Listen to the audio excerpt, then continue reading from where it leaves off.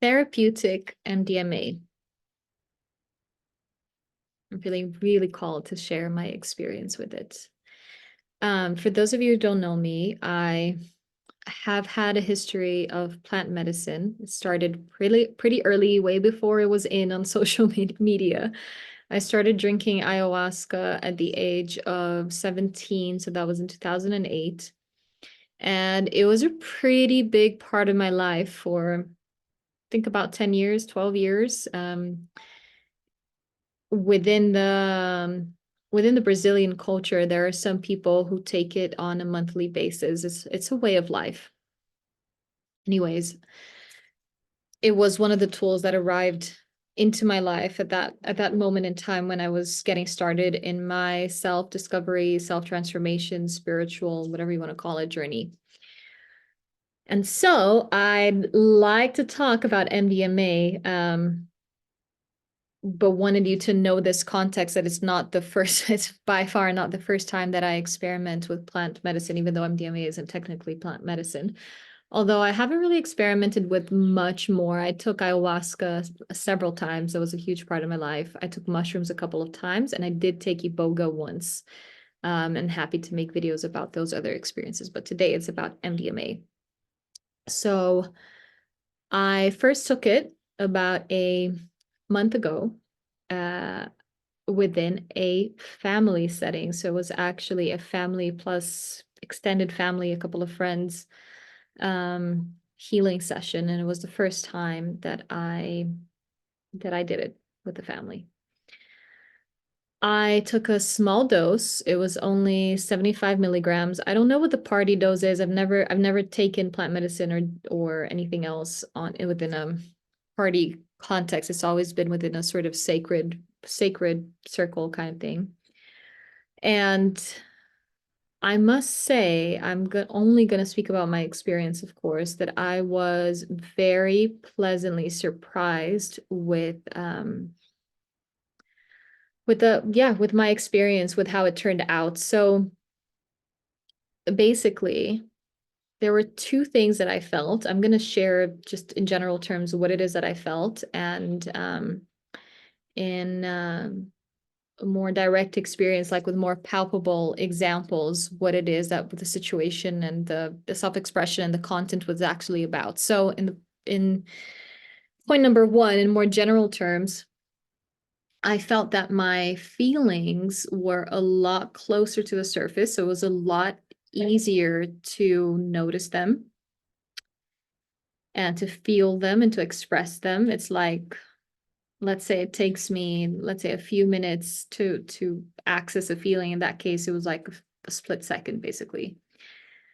And my access to my self-awareness, to who I am, to a state of clarity was like completely available, like super easily available.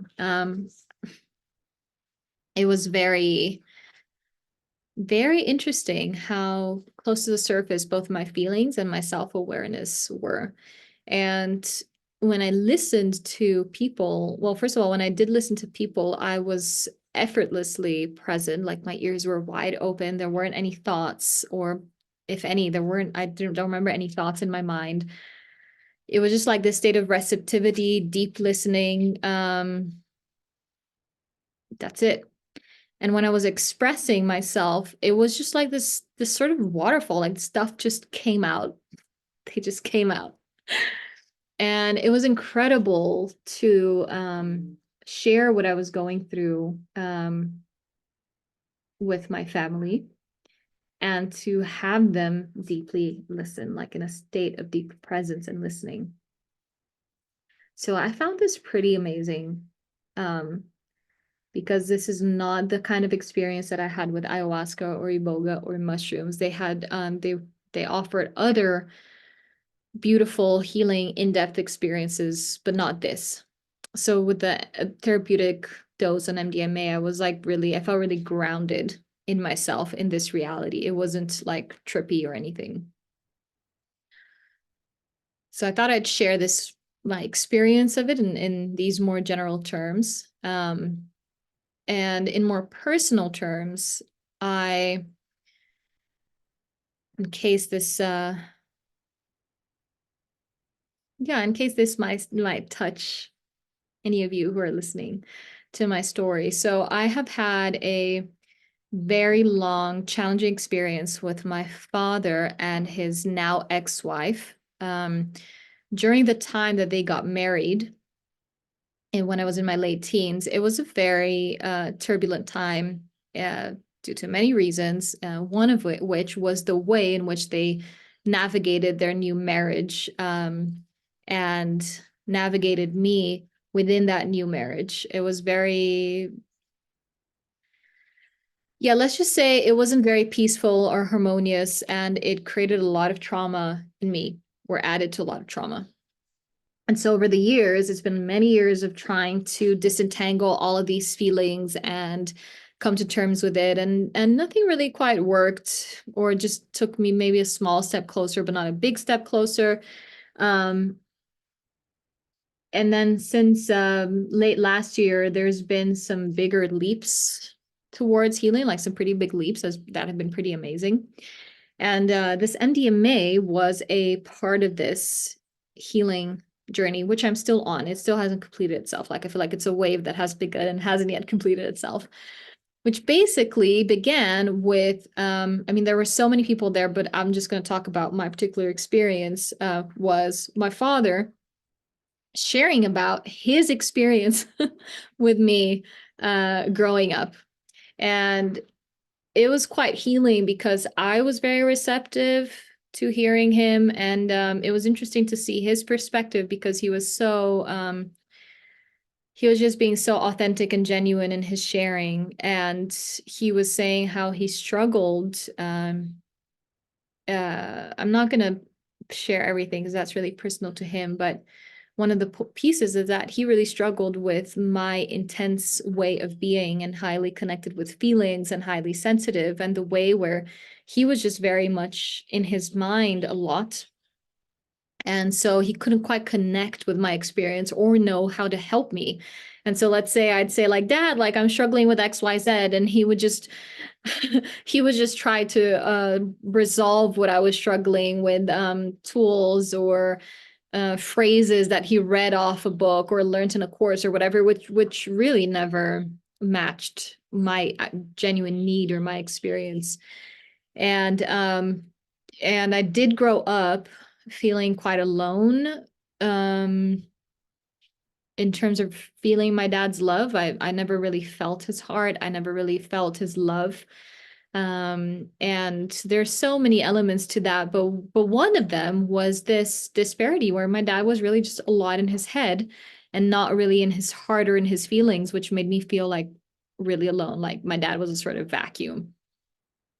Anyways, so he was doing his sharing, and I was just receiving all of it and really taking him in, which was healing of its own.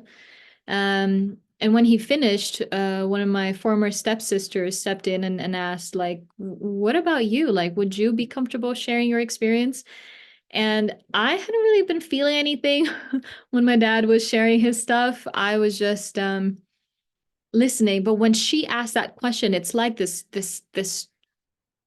button was clicked in me, and like this whole waterfall of experiences came through, of feelings, of moments, moments when my father lied to me that was really painful, moments where I was just really being severely excluded, alone. It was, wow, it was just so much stuff that came out. I was in so many tears. It was so intense to share all of it, to share stuff that I didn't even know was there. It was so deeply healing. Like the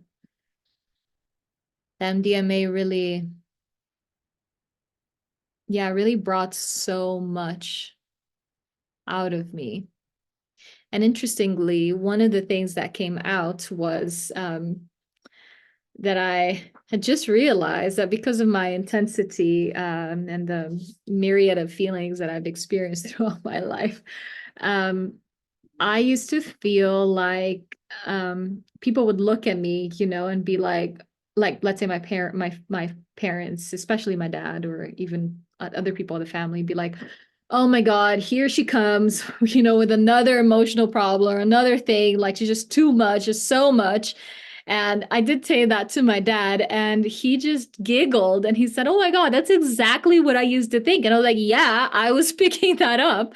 And you know what? I just wasn't that intense or intense at all or highly complicated. I was none of that. I was just living from and connected with a huge amount of feelings that you guys were just blocking or whatever it is that you guys were doing. But it's not complicated at all. They're just, the feelings are just alive, and I was and am in touch with them. So I'm not the problem. Like, I'm not the problem child. And it was so incredible to say that, because like I didn't even notice that I felt like a problem child in the first place, not consciously at least. And then all this stuff came out and I was like, I'm not a problem child.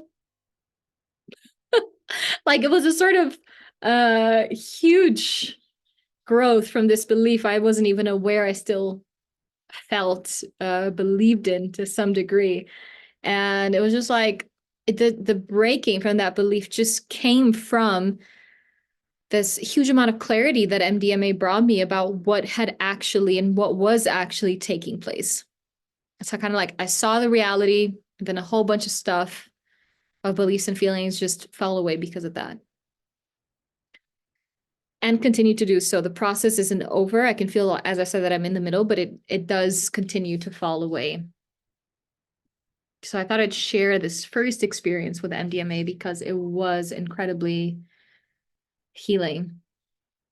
And there's so much more that happened that it's not my responsibility. I mean, it's not my stuff to share, but I thought I'd share, give you a small glimpse of what my experience was, in case you have been wondering what it feels like and feel drawn to try it out in some shape or form.